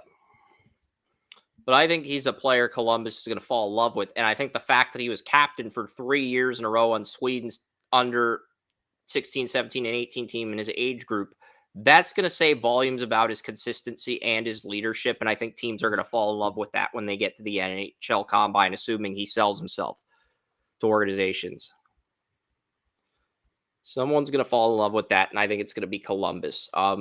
Vancouver, they're just in a very toxic situation right now. Their head coach left. Things appear grim. They did lock up Elias Peterson, but Brock Boeser's a UFA this year. Thatcher Demko's a 2026 UFA. Quinn Hughes is a 2027 UFA. A few years ago, we were talking about how Calgary was going to blow up their team. That kind of feels like where Vancouver's at right now, because even though you want to pay Boeser, if you pay him, you risk losing Demko or Hughes. And right now, they're in the same boat as Colorado, where they want to keep McKinnon and Hughes the entirety of their careers with Peterson and Quinn Hughes. They want to keep Peterson and Hughes their entire careers the same way Colorado wants to keep McKinnon and McCarr. But they really don't know what to do else after that from an identity standpoint. And they don't want to overpay these guys. And they know some of these guys are going to leave because the Canadian dollar is worth less than the American dollar. So that's why I say Vancouver's in a very similar situation as Calgary. And even though I liked their 22 first-round pick, Lecky Mari, he only had 6 points, and they might get a right winger to push him. So I went with Justin Carbonneau, the Blandville Boys Braun Armada right winger who had 99. I think he had 89 points this year. So, yeah. Him and Desnoyers were definitely the best players in the queue for the draft eligibles, at least. But there's a reason why Carbonneau had 5 more points than Desnoyers in 6 more games, but still. And Desnoyers is projected top 5, top 6. It's because of the defensive game. But Carbonneau is a very good player. I'm actually going to go with a bit of a shocker, but Braden Coots. I'm a huge Braden Coots guy, and I think that this would be a phenomenal pick here. His comp for himself is, or his play style, he thinks is like a Braden Point. He was Captain Coots. They won gold medal at the Worlds, and I just think that Braden Coates is a leader that you want. He's going to do great in those interviews. He was great, like, talking to. So I feel like he's going to be a high riser. I think that this is kind of like a shocker pick, but I could definitely see it happening. Yeah, this definitely does feel like a sweet spot type of pick. I'm in agreement with you there. And then the final pick in my top 16 is Jackson Smith. He's just too good to fall. I know Montreal does need a fourth line left winger. I do have Malcolm Spence coming off the board at the very next pick, but I just think Jackson Smith, if he's still on the board at 16, you have to run to the table and grab him if you're Kent Hughes. I mean, he was 6'3", he was 5'11", 173 heading into the fall, and he's grown 4 inches and added 17 pounds of muscle. I saw his interview on Steel Flyers. I believe he's gonna be really good defenseman in this league, but I have him going 16th to the Canadiens, and David Savard's retiring, so you'd have Logan Malou, you'd have Ryan Bacher, but you'd also have this guy, Jackson Smith, in the mix to push those two, and you'd have the depth. Jacob Fowler was my number 1 goalie back in 2023, and I believe once he becomes Montreal's starter, that's when their Stanley Cup window opens. And if Edmonton does not handle business this year, I believe it'll be Montreal, not Edmonton, that becomes the first Canadian team to win the Cup. I think if Edmonton does not handle business this year, we may not see a Canadian team win the Cup until Montreal gets Fowler in the NHL, because right now it just feels like Toronto and Edmonton are both in a win now mode. They're both, because they're a lot of the core players they drafted from 2015 and beyond, they're at the end of their contracts, and it feels like they're not going to be able to maintain them once they become UFAs because of all the money they got to pay Matthews, McDavid, Draisaitl, So I'm not saying they can't win with those guys, but they're going to be so top heavy, and the depth you had leading up to this year, it's not going to be there in future years, Yeah, I think that's a really good pick, and I gotta definitely check out that Jackson Smith interview with the Steel Flyers. That's pretty cool. I did not get to talk to him this year, but I think that he's a great player, offensive upside. For me, I'm gonna go with Malcolm Spence. I think that he's just a very good player. He's a playoff player. Played well with Erie. I really enjoy his game. Yeah, I've got Malcolm Spence at 17, because this is the Calgary Flames pick at 16. Montreal has their own pick right after that at 17. Yeah, I think that he would just be a phenomenal player for the Habs. If Carter Berry was here, I think it would be an easy pick here.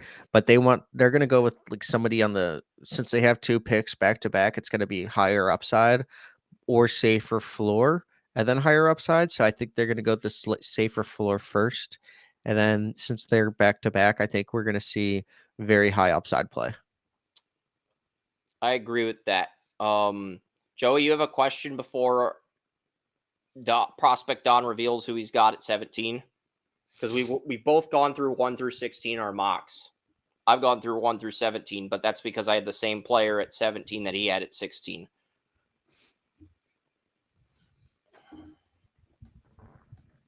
Yeah, it's like I wanted to know, this is the last question I have.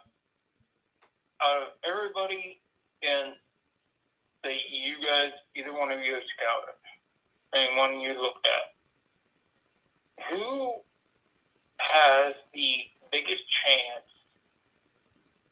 of hitting round 1 that should, by all conventional wisdom, is not going to hit round 1?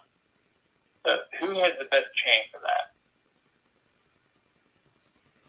To become like a superstar? Or are you talking player or team, Joey? Can you specify? Oh, player. Okay. Player. Okay. What player is more likely to get into round 1 that you wouldn't think would go into round 1? I think a guy like Cole McKinney from US NTDP team. He's somebody that was projected to go very like top 20 in the first couple of rankings in the summer, and then he kind of fell off a cliff, but he really put it together. 61 points in 60 games. He's committed to Michigan, and a lot of teams love Michigan commits. So I think that Cole McKinney, maybe William Moore from the USNTDP team, Shane Visagi from MSU playing in the NCAA. I think that they would all be really good picks. I have That two could go second line. I have two defensemen that have second round grades moving into the back end of round one. The first player we've already mentioned on this podcast, Heoxi Wang, and the second player, I'm going to spend more time on the second player because we haven't really discussed the second player. The second player is Carlos Handel. I saw his interview on Steel Flyers. It was great. And he's from, he played hockey. He was born in Germany. Carlos Handel was born in Germany. But then he ended up moving to Sweden to play hockey, and then he got picked by the Halifax Mooseheads in the CHL import draft and became their number one defenseman, was also the captain of Team Germany at the World Junior Championships this winter. So I'm going to say Carlos Handel, his background with Germany, his background with Sweden. I'm going to say Handel sneaks into the late first round. I have Handel going to Winnipeg at 28 as of right now, assuming my Stanley Cup bracket that I sent you becomes true with the Capitals, Maple Leafs, Oilers, and Stars all advancing the conference finals. So, yeah, at this point, I would say Handel is that guy who, because right now, Handel's a second to third rounder in most mock drafts, but his background with him being the captain of Germany at the World Juniors, him playing in Sweden, and him being the number one defenseman on the Halifax Mooseheads team that won a playoff series in Game 7, they upset Drummondville. Drummondville was favored to win at home in Game 7, but Halifax went into Drummondville, upset them, in a 2-0 shutout, and it was Carlos Handel who got the game-winning goal in Game 7. So Handel, not only does he interview well, he's clutch too. So the fact that he's clutch, the fact that he born in Germany, played in Sweden, played in Canada, I think that's going to intrigue somebody to take him at the end of round one. I think he's going to sneak up into round one same way Justin Barron did back in 2020. So that would be the guy. That's a really good pick. Yeah. I definitely got to check that interview out. I really like your Wang pick as well. I was actually going to say Wang, but the thing about Wang is his floor is just like non-existent, but he is such a high upside, and he's so raw, but you can see the potential there with his stick handling, his playmaking ability, like from a defenseman. I mean, I gave him to Carolina, and that's a place that can take their time with him and usually get it right. If Carolina picks him, he's going to be a star. Like, it's just going to happen. And then he'll leave. Yeah, you'll have a Martin Acosta situation on the blue line. It could get pretty ugly. Or Tony DeAngelo. Tony DeAngelo, that's probably more without the attitude DeAngelo has, though. Yeah, I've heard Wang is pretty nice like DeAngelo, but he won't have the attitude issues that DeAngelo had. But it'll get dicey when it comes time to contract negotiations. It'll get dicey.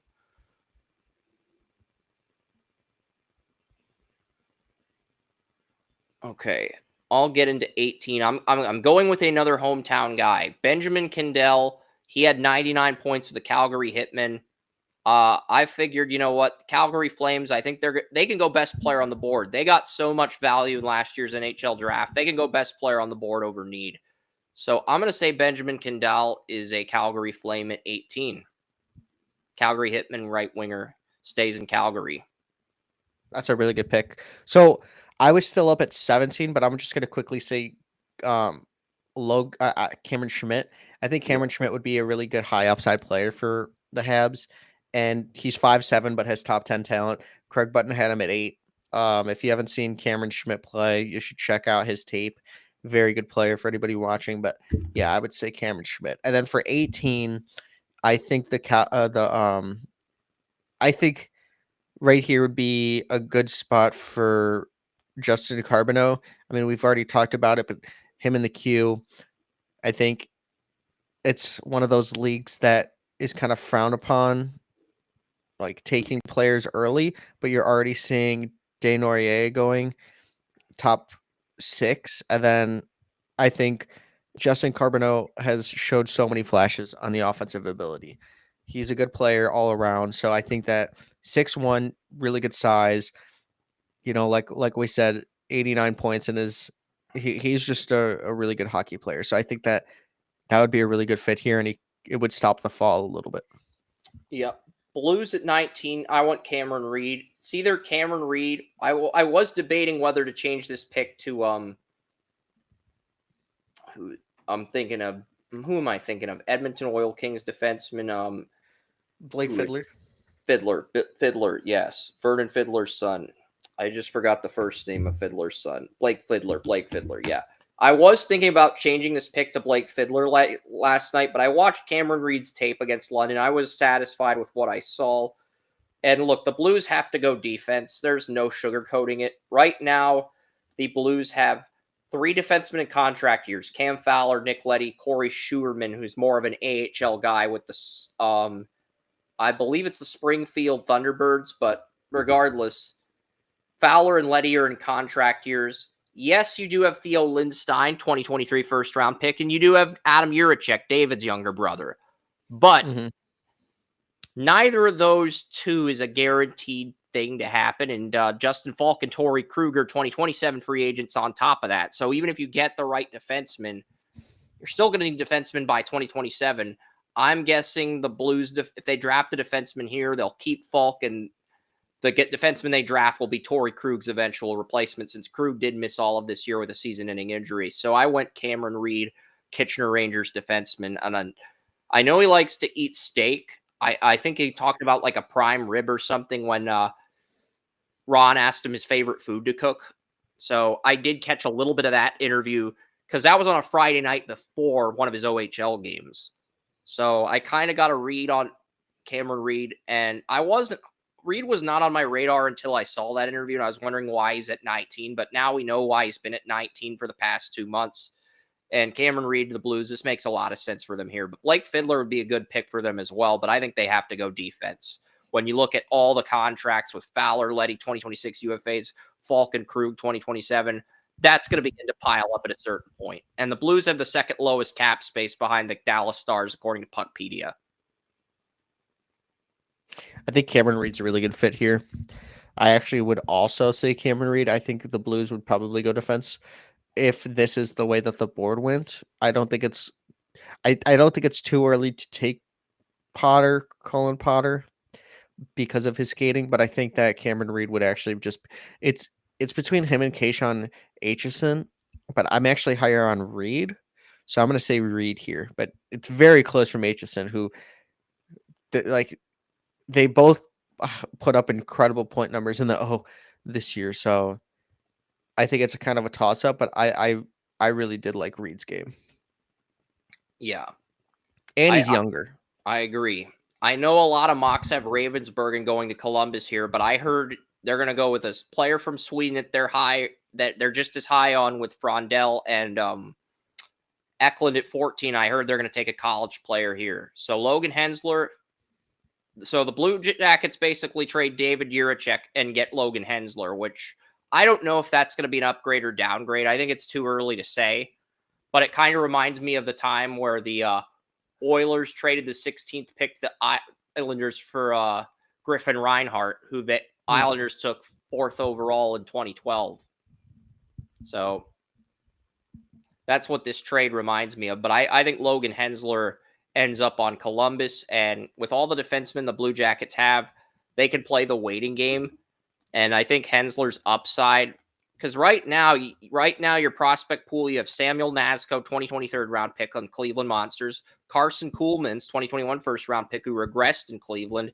You have Andrew Strahlman, former number 1 defenseman on the Youngstown Phantoms. He's now in college, only had 4 points at North Dakota, and Charlie Ellick last year, second round pick.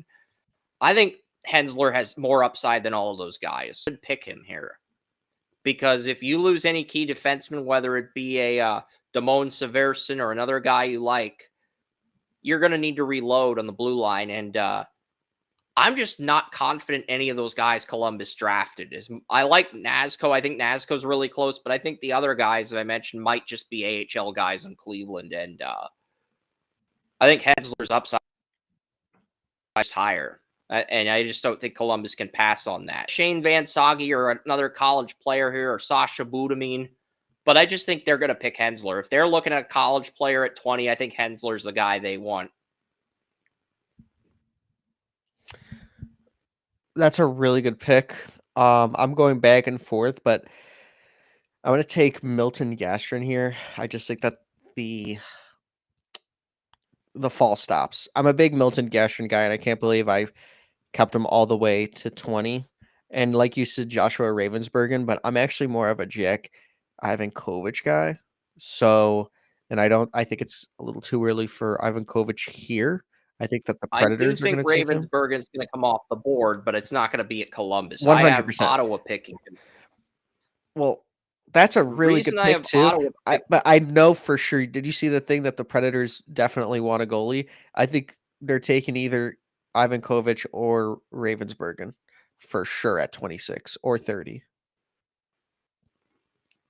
I probably will mock rate Ivankovic in round 2 because I was going to give the Penguins a goalie, but I think we're Pittsburgh take goalies in round 2 if we don't see At Ivankovic. 35 overall for sure.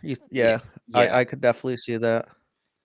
That's when Adam Guyan was taken off the board, and I think Ivankovic is definitely a better player than he's not done growing. The only thing that is a knock on him is that he's 6 foot I and think he's some have not him done at growing. So 5'11", but that's the only knock on him, the height. yeah, The tape shows he can play. The tape shows he can play, and he can play at a very high level. But the reason I'm going Ravensburgen at 21 for Ottawa is very simple. Ottawa just needs to bite the bullet and let the NHL strip him of a first-round pick this year after violating the Evgeny Dodonov trade. I mean, they trade him to Vegas, but they forgot to tell Vegas what 10 teams were on his no-trade list. And according to the NHL, that is a violation. That is tampering, according to the NHL. You can argue it's stupid, Joey. I kind of agree it's stupid, but those are the rules. They're written. are they they're losing a iron first? Ottawa has to give up a first in 2024, 2025, or 2026, and their GM already said we're picking at 21 this year. So unless the Senators move up to 22 or higher in next year's draft, that is going to age like milk. We both know that's going to age like milk. And if you're going to keep the pick, you may as well swing for the fences and go for Ravensbergen because Linus Ullmark is 31. You do not have a backup goalie in place that's any good with Anton Forsberg set to be a UFA. And honestly, you're building a new stadium. Ottawa's building a new stadium. It's going to open in 2027. Get a new goalie for your new stadium. If you can't pick in the first round next year, the biggest splash you can make is to draft a goalie and develop him so he's ready to go by the time your new stadium opens in 2027. If I was Ottawa, and we're being honest, I would trade back to 32 or 31, or even the Predators pick at 30, and then just get that pick, and then just say, NHL, you could take it. Get assets for it. So that's just wild. Can they even do that? Like, I don't know if they That's what I can. would I do. think they had to decide on the night of lottery whether they wanted to keep or give up the pick. I think that was the deadline. well, if you are a team that has to give up their pick, you trade to the last spot and then just give up that pick. Pick up assets because you're already losing it. So Yeah, if right now I think I have Edmonton over Toronto, so that means Philadelphia would have 32. If Philadelphia is willing to give you the pick from the pick from Edmonton, or you can get Chicago's pick if Toronto wins the cup, or you can get San 20, Jose's yep. pick if Dallas wins the cup. If you can get one of those 3 teams to trade up to 21 and they're willing to throw in like a first, well, you're probably not going to get a first in 2026 or 2027, but if one of those teams has a late first in 2026, you might get that. Well, I would be thinking like 34 overall from the Blackhawks because that's basically like a late first. Yeah. I mean, a very late first, but it's 34 overall. So Yeah. in this class, you're still going to get somebody that you probably is high on your first round pick in your board just because of how weird it is. So they have 2 second round picks, like say 60, and then they have 66 overall because they did the Taylor Hall trade and got back their own 3rd round pick. So that's an early third. So 66, 34, try to get 21, but also, well, 29, I guess. But I don't know. I just think that if you have to give up your pick, you don't. This would is be the the year to draft to bite do the it. bullet. This is the year to bite This is the the bullet. draft for sure. I completely agree. I actually am shocked that they would do that, even risk to 2026 class. I mean, What that's a happens if GM that thinks he's you going to get finish in the fired. bottom 11 and you win the Gavin McKenna pick, but you have to give up the pick? That would be crazy. Would they have to do another lottery redraw, or would the team behind them get the next pick? That would be nuts, though. Well, so if they were 11, if they were in the it bottom wouldn't go 11 to and the they number win the 1 Gavin team. McKenna Yeah. lottery, and they move up to 1, because I don't think Or they would be the worst team in the league. But if they were in the bottom No. 11, but they move up to 1, and then they have to give up the pick, that would be nuts. like they shouldn't even have made the playoffs this year. Yeah, they got hot after the trade deadline. So honestly, they should. But I think they're just, what I'm hearing is Ottawa, their ownership and GM is so stubborn. They think they can take the NHL to court and win a court case against the NHL for the tampering incident, and they're not going to win a case in court against the NHL. I get why they wouldn't have given up their 2024 pick. If they should have traded it, but 2024, I mean, they had 7 for Yakimchuk, Yeah. I believe. Yeah. So you're not going to give up that pick. 2020 or in 21 overall. I mean, I would say Cullen Potter, who's going to go to ASU next year, just because if you're going to keep your pick, highest upside, he's an NHL skater right now. So I think that would be a good pick, but that's not worth giving up your chances at a 2026 McKenna, or even if you're not going to get McKenna, whatever. But like that draft is loaded, and there is a clear teardrop after probably pick 19, 20 in this class. Even Carbonneau, I think, is a teardrop. So I think that they should definitely give up their pick this year. Yeah. I don't think the teardrop begins until the second round, but Well, only 1 through 21 is official. But why don't you break that down a little bit more, and then I'll quickly read off 22 through 32, because right now 1 through 21 are the only picks that are officially finalized. Mm-hmm. The rest is based on what's going to happen in this round of the Stanley Cup playoffs. So I think, okay, so the teardrop, in my opinion, for what other scouts have said, because I've tweeted and I said 24, but what I'm saying is if I am looking at also the 2026 class, like for the Senators, only the Senators, because they're the only ones that could forfeit their pick, there is a clear risk reward, I guess, teardrop, because you're not taking players that can be in the top 6 anymore. I guess after 24.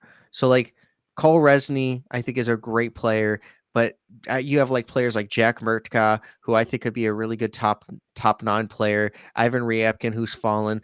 Bill Zonin, who I'm high on, but he might fall in the NHL draft. Nesbitt, like there's a lot of players like Riker Lee, like we talked about yesterday in DMs, like Wozniak. There's a bunch of players that you definitely could hit on. Like, but I would also just rather have an early second round pick. So try to trade from 21, pick up one of these early second rounders. Say, okay, so this is the perfect scenario. 35 for the Predators. Get 35 overall and get 20 and get 30. So 30 and 35 overall. This year, you can't. If you trade the pick this year, you still lose the pick next year. You basically have to let the league confiscate the pick from you. That's the only way to take the penalty. Well, is it your pick? Yeah, but at 21, you give the NHL 21, or you wait till 2026. Those are the choices. Honestly, they should just give the NHL 2021 because they could trade back into the first round with it. They have 2 seconds this year. They could trade back into the first round. That's what the Coyotes did when they got Dylan Gunther, when they traded Hector Larson to Vancouver. They could do something like that and still get a first round pick if they gave the NHL 21. I agree. I think that there's a lot of depth in this class. So if you're taking a player at what's their second rounder? If you're taking a player at 57, well, it's not that. Wait, Ottawa.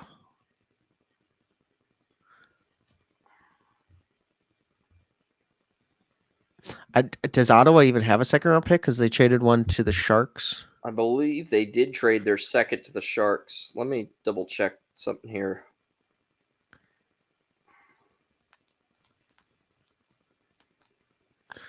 Let's see. So they have 21 and 86. Yeah, so if they give away their pick this year, then they don't have one until 86 overall. Yep. So it would just be forfeiting this draft. I wouldn't keep the 21st pick just because 2026 is so good in the eyes of many. But who knows what Ottawa will do, but that's very interesting that you brought that up. It's But definitely if they a point. trade this pick for a 2026 first round pick, they'd still get to pick in 2026, but they would not,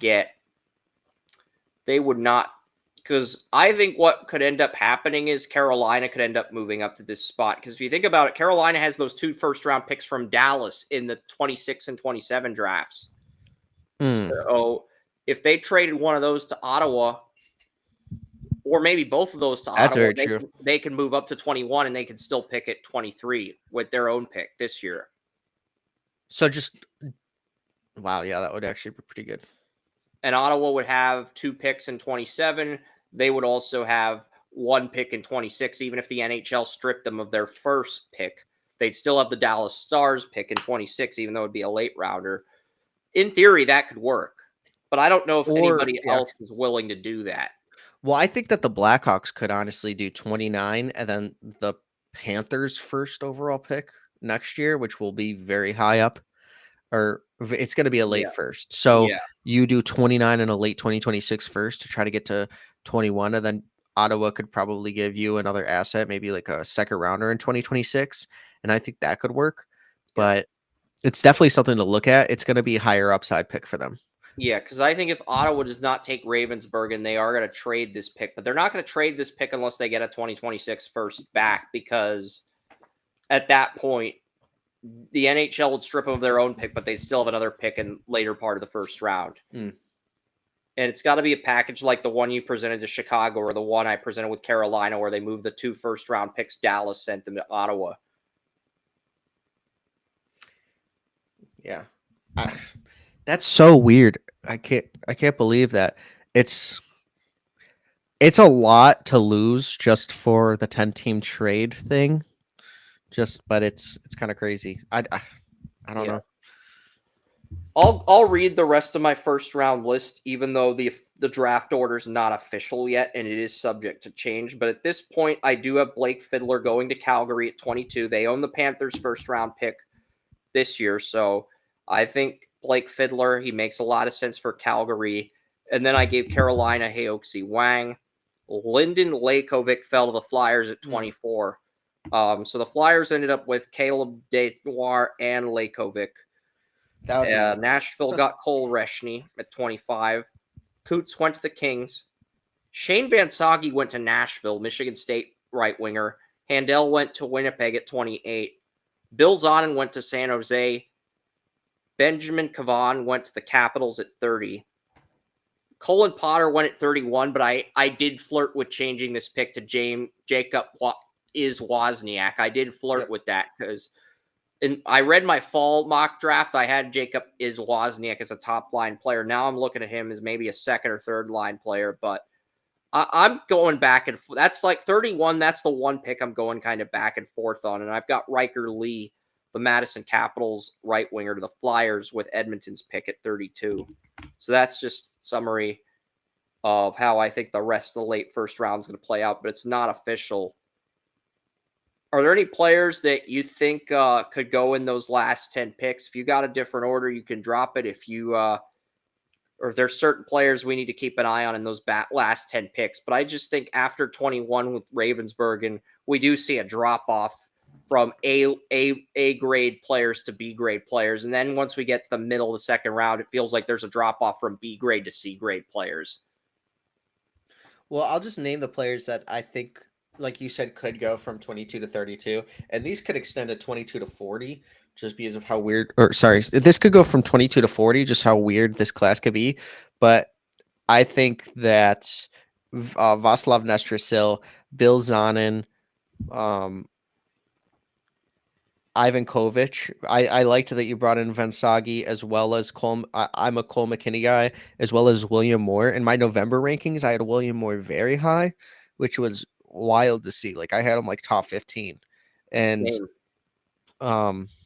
I just thought that he played very well, and I don't know what happened. He's going to go to Boston College, so I think that that's actually going to be really good. If you've seen Boston University's recruits, it's actually insane. It's like, I mean, Carter Amico, Mason West. Mason West is an interesting one because he is going to be picking if he wants to be an NFL or like an NFL player or an NHL player, basically, because he's 6'6", 207. Playing in the USHL, almost a point per game player, but he is a two-star. I mean, he's a two-sport athlete, but a star in both of them. Yeah. But just to name a couple of Boston University's players, it's like Wang, Charlie Trethway, Conrad Fondrike, Carter Amico, Jack Mertka, Sasha Boisdin, and I know Jack Pridham, who is a Blackhawks prospect, as well as Sasha Boivois. I mean, they're both going there. So the fact that they have that much talent on that team, Boston University is probably going to win the Frozen Four next year, just to bring that in. But there's a lot of players that could potentially go in the top 40. Ravensburgen, Cole Resney, that we didn't talk about. Yeah, I've got a Benjamin list Kindell, of who I didn't get. players that fell out of my top 32 from August. William Moore, Charlie Trethaway, Artyom Vilchinsky. He had a really good 2023-2024 season, but 2025 hasn't been as kind of Emil Dwight, Chicoutimi, Jordan Gavin. He's on the Brandon Wheat Kings now, but he was on Tri-City. And then Cole Reshney, who I have in the first round, and Van Sagi, but that's really it as far as guys that. Oh, Reese Hamilton of the Calgary Hitmen, that's another one. Adam Banak is also a name to watch. 5'7", but he tore it up. He had an incredible finish to the USHL, but he started off terribly. But if you watched him at international tournaments, he looked like Wayne Gretzky. But he definitely slowed down. Oh, and also Philip Ekberg, definitely somebody that you should take a look at. He's one of my favorite players in the second or third round. I think he had 18 points in 8 games. And for Sweden when they won silver a couple weeks ago, like a week ago. So I thought that was pretty interesting. Yeah, he was Ottawa 67's pick, I believe, in the CHL import draft. Yeah, but any fan out there, Philip Ekberg is going to be a very good player or a very good pick. You never know with these guys in the second or third round, but if I had to guess. Yeah. And that's going to be June 28th and June 27th. I'll have a live stream for the first round of the NHL draft. Probably have one for the second day, even though I'm a lot less familiar with the names right now. But that'll change in the coming days, I believe. Because if I'm already at 21 on my 7-round mock draft, I'll probably be at the 30s by, I'd say, maybe next Thursday or Friday. And you have it, yeah. And what players? Who do you think outside the top 100 is going to be the biggest steal in this draft? I'll say Gavin just for the heck of it, because I really don't know anybody else outside of the top 100 that I think is going to end up being one of the steals this draft. That's my last question, and then we can sign off. I'll give you David Lewandowski. From Germany. I think that in the WHL, he's playing really good, 39 points in 52 games, but he's somebody that I've had multiple people tell me, like, this guy is legit. Mason Moe, also, that he's a commit. Somebody that I've been hearing a ton about that is playing in the queue and would go much higher if he wasn't 5'9" is Philip Vuliaks. I cannot say his name, but he's playing incredible. 87 points in 64 games, 40 goals in the queue, ranked 94 overall. I just think that he is very good. Emile Gouti is one of my favorite players. He had a terrible season in the queue, only 30 points in 59 games, but coming into the season, he was like top 60 for me, and now he's like definitely a third round pick. Maceo Phillips is also one. So those are the guys that I like. He's also committed to Minnesota. Minnesota has a really good recruitment team, and they always seem to get players that I like. So they're gonna I have flirted Maceo with Phillips putting and Alex Kwong in the first round, but then I realized, you know what, Carlos Handel, his mental makeup, his resume, it's just better on paper, and the fact that he was captain for Germany, played in Sweden, I think that's gonna resonate better with NHL teams. Whereas Hwang could end up dropping to the third round, like Guit. like I can't see him dropping to the third round anymore. I think there's too much noise now of him early second round, late first round. But here's three players that actually four. Will Horkoff, who's committed to Michigan, definitely a player that's not gonna be out of the second round. Victor Klingsell, who plays in Sweden, I got to interview him. Very cool kid. LJ Mooney, who plays for the USN TDP team, who's also committed to Michigan, as well as Matthew Gard, who plays for the Red Deer. Very good player. So those guys definitely check out too. Thanks, man. I'm just before we sign off, I'm just trying to think when are we going to see a player on the NTDP go in the top 5? I don't think it's going to happen until Rocco Pelosi in 2027. Unfortunately, that might be the earliest we get another NTDP player in the top 5. Unfortunately, I'd like to be wrong on that, but Mikey Burchild had a very disappointing rookie season. He's got potential, a lot of potential. Could be a first next year, but he's not the top 5 de facto challenger to Gavin McKenna that some hyped him up to be, like the Hockey News last year. He's not that. Burchild was supposed to be very, very high. I mean, he was getting ranked top 5 for sure, like lock. I think if he has a Michael Misa type season next year, he could definitely be a top 5 pick. But it's going to take a Michael Misa type season, and he's going to have to beat out the 2 guys. I think they brought in 3 centers. Actually, they brought in Cameron Thibodeau, who had 5 goals in a game. They brought in Rocco Pelosi, and they brought in Trevor Daley Jr., the son of Trevor Daley, who's actually a center. So I would think he's the 4th line guy at center. But then they're going to have Thibodeau and Pelosi and Burchild all rotating first, second, third line, different games. I think that Burchild is going to be top 6 just because it's Mikey Burchild. He doesn't play that. He can't play 4th line, in my opinion. Not a 4th line. Like, he's not a 4th line player. I think Daley's going to play on the 4th line simply because of his dad being a defenseman in the NHL. I think that he'll be 4th line, but then Thibodeau, Pelosi, and Burchild will all rotate lines 1 through 3, while Trevor Daley Jr., the son of Trevor Daley, has the 4th line responsibilities. Yeah. It's going to be interesting to see if any of them play wing, just because there is so much talent at center. Like, I would like to see Burchild. I know he's a center, but I would like to see him play like first line wing, give him some playmakers around him, and just let him cook. I know. Yeah, he played first line left wing in the season finale this year. He actually did better there. So I think that's where he should go for his draft stock. If you put Pelosi on the center and Thibodeau at second line center, I think that's a very good 1-2 punch. And Burchild at left wing, Jamie Glantz at right wing. I think that could do a lot of damage next year. NTDP could be making a comeback. We'll see. It's kind of early to speculate on that. But I appreciate you hopping on the show, and this was a lot of fun. We got through most of the first round, and I'll resume the write-ups. Don't worry, audience. I appreciate you coming on. I appreciate Joey asking questions, moderating everything.